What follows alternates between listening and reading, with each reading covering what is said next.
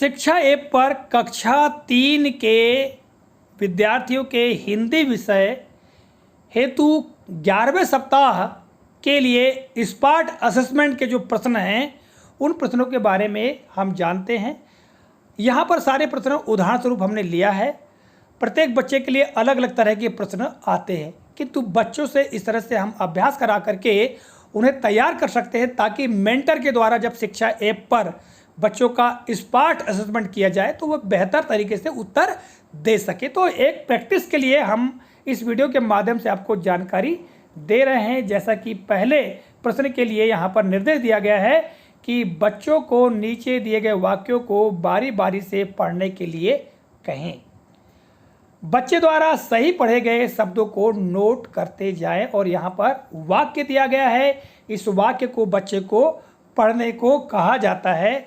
Mentor चाहे तो श्याम पट पर या ग्रीन बोर्ड पर भी इस वाक्य को लिखकर बच्चे को पढ़ाया जा सकता है। ठीक है। जंगल में पेड़ों से पत्तियां झड़ गई। यदि इस वाक्य को विद्यार्थी पूरा पढ़ लेता है, अर्थात सभी शब्दों को सही से पढ़ लेता है, तो सही उत्तर के आंसर पर टिक मार्क किया जाता है। यदि गलत पढ़ता है तो गलत उत्तर पर टिक मार्क किया जाता है। और यदि कोई विद्यार्थी कुछ बोलता ही नहीं है या किसी प्रकार का उत्तर ही नहीं देता, अर्थात पढ़ ही नहीं पाता और कुछ नहीं बोल पाता, तब कोई उत्तर नहीं दिया के ऑप्शन पर क्लिक किया जाता है। अगला निर्देश क्या है देखिएगा। यहाँ पर वही निर्देश है जो पूर्व के प्रश्न के लिए निर्देश दिया गया था। और यहाँ वाक्य क्या दिया गया है कि दीपशिखा को गोल गोल घूमने से चक्कर आ गया। ठीक है। इस वाक्य को या इस वाक्य के शब्दों को विद्यार्थी पूरा पढ़ लेता है तो सही उत्तर पर टिक मार्क किया जाएगा। यदि गलत पढ़ता है तो गलत उत्तर, और कुछ भी नहीं पढ़ पाता है, बोलता ही नहीं, तो कोई उत्तर नहीं दिया पर टिक मार्क किया जाता है। अगला निर्देश भी यही है। वाक्य है राजेश बैलगाड़ी से खेत में जाता है। यदि बच्चा वाक्य के शब्दों को पूरा पढ़ लेता है, यानी पूरे वाक्य को सही से पढ़ लेता है, तो सही उत्तर के आसमान पर टिक मार्क किया जाएगा। ठीक है। गलत पढ़ता है तो गलत उत्तर पर टिक मार्क किया जाएगा, और यदि कुछ भी नहीं बोलता है तो कोई उत्तर नहीं दिया पर टिक मार्क किया जाता है। अगला निर्देश क्या है, यहाँ देखिएगा। विषय दिया गया है बाजार। ठीक है। और क्या कहा गया है कि बच्चे को बाजार विषय के बारे में बताने के लिए कहे। यानी मेंटर जो है बाजार विषय वस्तु रहेगी और बाजार के ऊपर, यानी बाजार में क्या होता है, क्या देखा, इस प्रकार से बच्चों से पूछा जाता है। उसको बाजार के बारे में बताने को कहा जाता है। बच्चे के द्वारा दिए गए जवाबों को मेंटर के द्वारा नोट किया जाता है और उसके द्वारा दिए गए, अर्थात विद्यार्थी के द्वारा दिए गए जवाबों के आधार पर जो नीचे 3 ऑप्शन दिए गए हैं उनमें से किसी एक का चयन किया जाता है।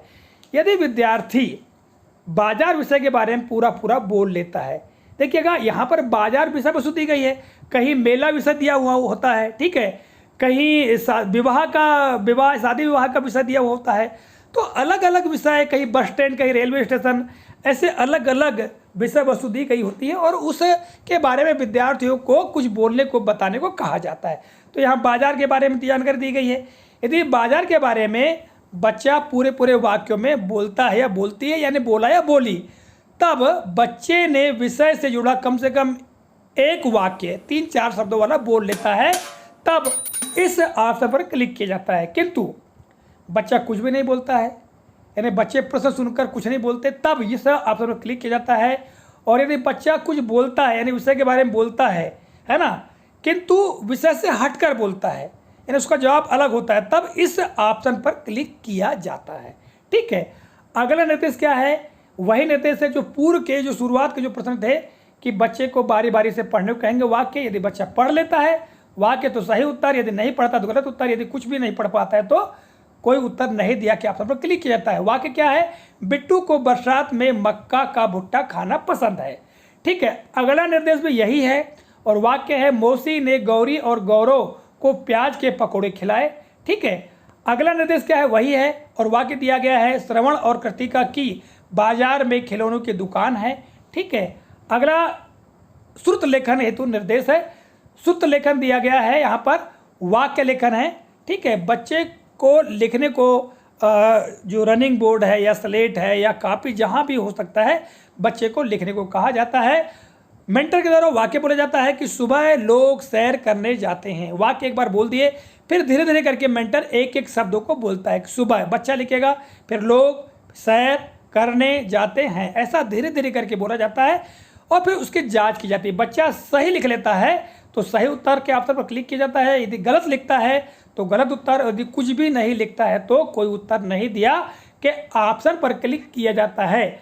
अगला निर्देश भी यही है और वाक्य क्या है? वाक्य बोला जाता है जंगल में एक खरगोश रहता था। यदि बच्चा वाक्य सही सही लिख लेता है तो सही उत्तर, गलत लिखता है तो गलत उत्तर, यदि कुछ भी नहीं लिखता है तो कोई उत्तर नहीं दिया के ऑप्शन पर क्लिक किया जाता है। अगला जो निर्देश है वह भी यही है, सूत्र लेखन वाला, और वाक्य है सांप और कोयल अच्छे दोस्त हैं।